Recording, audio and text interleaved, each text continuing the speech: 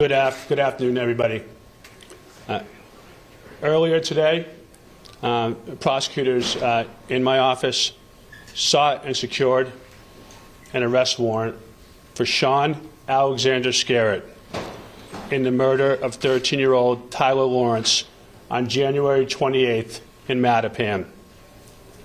We anticipate that Mr. Skerritt will be arraigned on a first-degree murder and weapons-related charges in the very near future. I want to thank our Boston police detectives and the prosecutors from our office for their extraordinary, non-stop work on this case from the very beginning. And I also want to thank our U.S. Attorney's Office for the seamless interagency cooperation that helped us take Mr. Skerritt into custody. Mr. Skerritt was arrested yesterday on account of distribution of fentanyl, and he's been detained on that federal charge. You'll hear from the U.S. Attorney's Office and the FBI in more detail about that later. But I want to emphasize to everyone here today that this is partnership and collaboration amongst all of our law enforcement partners, together with the city, our office, the Boston Police Department, the federal authorities, to bring perpetrators to justice, and in this particular circumstance, to bring Mr. Skerritt, the perpetrator of the death of 13-year-old Tyler Lawrence, to justice. Tyler Lawrence's family has shown extraordinary courage and strength during this time of loss. I met with Tyler's mother last week, and I attended his memorial service just yesterday. And I can personally attest to the enormous love and admiration for Tyler from everyone that he knew and touched. There is still a lot that we do not know about this terrible crime. It's still an ongoing investigation, and everyone that's in the public should know that if they have any information about this case, we still need your help and assistance, and you should absolutely, if you know anything about this matter, contact the homicide unit in the Boston Police Department as we continue on. But we do know that a 13-year-old was gunned down on a city street on an early Sunday afternoon, and we know that a monstrous event has shaken our city to its core.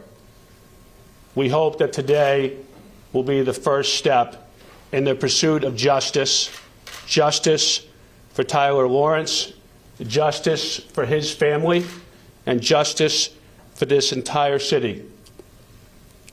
As I've stated before, we must draw no assumptions about Tyler Lawrence from the evil intent of the shooter in this case.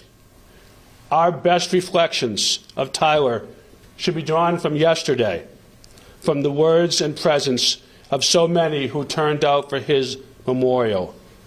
Their attestations truly capture the essence of Tyler and the tragedy of his loss. We're glad that we've reached this point, but it is just the beginning. Again, we'll update with regards to the arraignment at a future time. And at this point, I will turn it over to Boston Police Commissioner Michael Cox. Good afternoon. The murder of a 13-year-old person is a nightmare for any parent in any city at any time. And we want to send our condolences to the family, but more importantly, hopefully this provides some form of justice to them. And I want to make comments about violence in our city and young folks. It will not be tolerated. We will go above and beyond in every way possible to make sure the youngest citizens of this city are safe, and this is an example of that. The partnership we have with both the FBI, the U.S. Attorney, our state police, all our local partners are here for this reason alone, to make sure that everyone in the city is safe. And we will do all that we can to, now going forward, to always make sure that's the case. So the issuance of the warrant for Tyler Lawrence, the murder of 34-year-old Csean Skerritt as a result of round-the-clock work and investigation by our officers, our homicide unit, the Investigative Service Bureau here, the Suffolk District Attorney's Office, and certainly the Metro Gang, FBI's Metro Gang Task Force, as well as the U.S. Attorney's Office. All of us, have come together and will continue to come together to make sure that our city is the safest city in the world. I wish this didn't happen, but for those of you all who think about coming here and wreaking havoc in the city, rest assured that you will be brought to justice if it happens in Boston. So again, thank you to all the officers that have been working tirelessly on this case since it happened. And up next will be the mayor of the city, Michelle Wood. Thank you. To the Lawrence family and to all of Tyler's loved ones and community, I am so sorry for your loss. And we know that the space, the pain, the hole in your lives that has been ripped apart won't be filled by any announcement or press conference. We know that Tyler was a shining young child at 13 years old with a whole life ahead of him that so many have been pouring into. We're excited at every step of the way to see his growth and all that lay ahead. We are all robbed of that possibility and potential that we knew he would step into.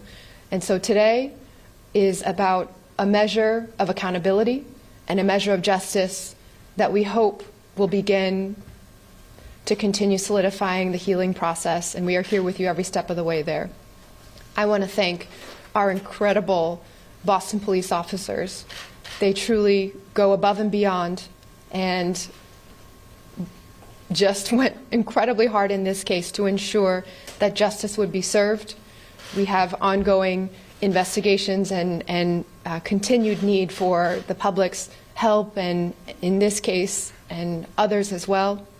But I want to emphasize how lucky we are as a community and a city with a police department that is professional, determined, and truly here to ensure that our residents will be safe and protected on every single one of our streets in Boston.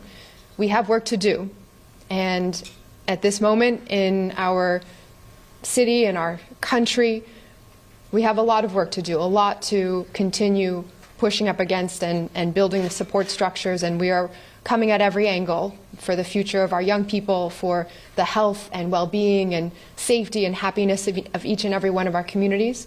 But this is a city where not only is that determination there, the professionalism of our workforce is there, our first responders are coordinated across every agency at the city level, and as you see here today, across city, county, state, federal. This is an example of just how much diligence, coordination, and communication goes into the work that is often unseen day in and day out. And so again, I'm so thankful to all those who are involved in this very quick work and ongoing investigation. And we know that as a city, we have much work to do, and we are in great hands and continue to build the partnerships that will let us do that, get there. Thank you.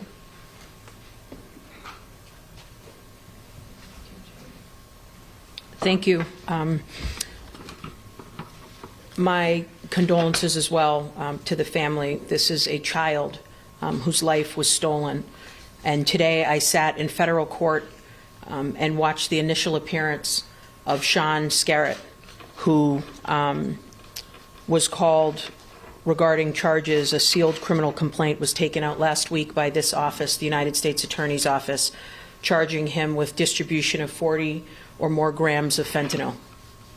During that open public initial appearance, the Assistant United States Attorney mentioned that the District Attorney, D.A. Hayden, had secured a warrant regarding the murder of this innocent child.